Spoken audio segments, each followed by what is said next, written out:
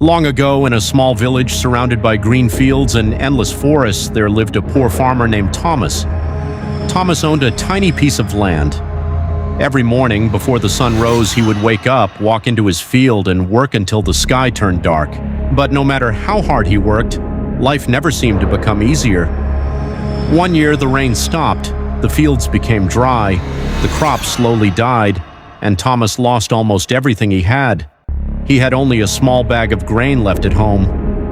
One evening, Thomas sat alone beside his empty field. He looked at the dry land and whispered, "I have worked my whole life. Why does life keep testing me?" That night, with tears in his eyes, Thomas decided to walk into the nearby forest to collect some firewood. As he walked deeper into the forest, he suddenly heard a strange voice. "Why are you crying, farmer?" Thomas turned around.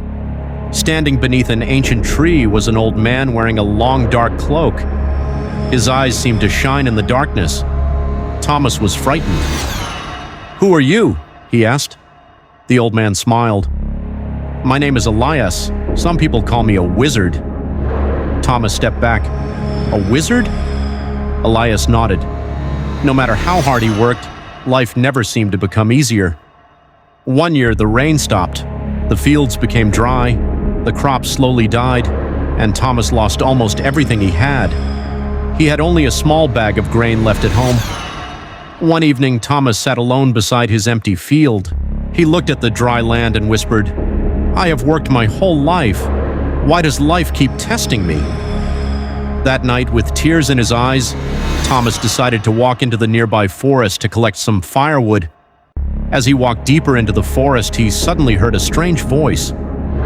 "Why are you crying, farmer?" Thomas turned around.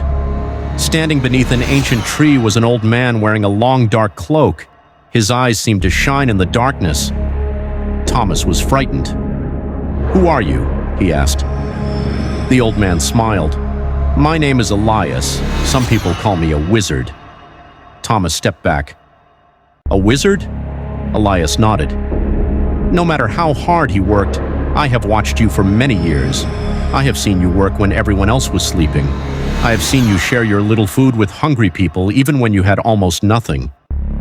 Thomas lowered his head. "I am not a good man," he said. "I am just a poor farmer trying to survive." The wizard replied, "Sometimes the poorest people have the richest hearts."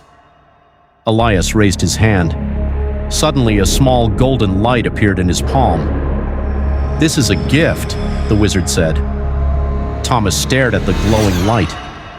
"What can it do?" "You will have one magical power," Elias explained. "Whatever seed you plant with your own hands will grow into a healthy plant by sunrise." Thomas could hardly believe his ears.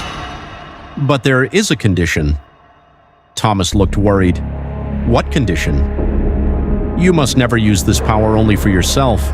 If greed enters your heart, the magic will disappear." Thomas promised. Life never seemed to become easier. One year, the rain stopped. The fields became dry, the crops slowly died, and Thomas lost almost everything he had. He had only a small bag of grain left at home. One evening, Thomas sat alone beside his empty field. The next morning, he planted a single grain of wheat in the middle of his dry field. He covered it with soil and waited. When the sun rose, something unbelievable had happened. The entire field was covered with golden wheat. Thomas fell to his knees. He couldn't believe what he was seeing. For the first time in many years, he had enough food for his family. But Thomas remembered the wizard's warning. So instead of keeping everything for himself, he gave wheat to the families in his village. He helped the old, he helped the sick, he helped children whose parents had no food. Soon the village began to change. Thomas planted vegetables, he planted fruit trees, he planted wheat, corn, and rice. Every morning the fields became greener. People who had once been poor began to smile again. But one man in the village was watching Thomas carefully. His name was Richard. Richard was the richest man in the village, but he was also the greediest. One night, Richard secretly followed Thomas into the forest. He saw Thomas meet the wizard. He heard everything. The next day, Richard confronted Thomas. "Give me your magic. Richard demanded. Thomas refused. The magic isn't mine to give. Richard became angry. If you don't tell me the secret, I'll destroy your farm. Thomas remained silent. That night, Richard entered Thomas's house and stole one of the magical seeds. He planted it in his own field. The next morning, Richard's field was filled with golden crops. He laughed. Now I will become the richest man in the world. He planted more and more seeds, but something strange happened. The more he planted, the more he wanted. Soon, Richard stopped helping people. He refused to share even a single grain. His greed became stronger every day.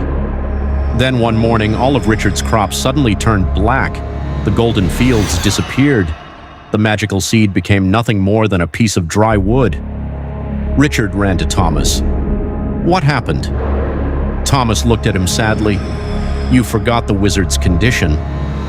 Richard fell silent. That evening, Thomas returned to the ancient forest. The wizard Elias was waiting beneath the old tree. Did I use the gift correctly? Thomas asked. The wizard smiled. You understood the true meaning of magic. Thomas looked at him. What is the true meaning? Elias pointed toward the village. Power is not measured by what you can take. It is measured by what you can give. Then the wizard raised his hand. A warm golden light filled the forest. You no longer need my magic, Elias said. Thomas was surprised. Why? Because you have discovered something more powerful than magic. What? Kindness. The wizard disappeared into the golden light. From that day forward, Thomas continued farming. But something had changed. He was no longer afraid of poverty. The people of the village worked together. They shared their harvest. They helped one another during difficult times. And slowly, the little village became one of the happiest places in the region. Years later, travelers would hear stories about a poor farmer who had once received a magical gift from a mysterious wizard. But the oldest people in the village always told the story differently. They would say, the wizard did not make the farmer rich. He simply gave him the chance to show what was already inside his heart. And that is why, even after many years, people remembered Thomas.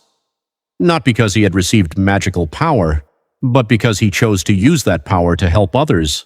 And perhaps that is the greatest magic of all.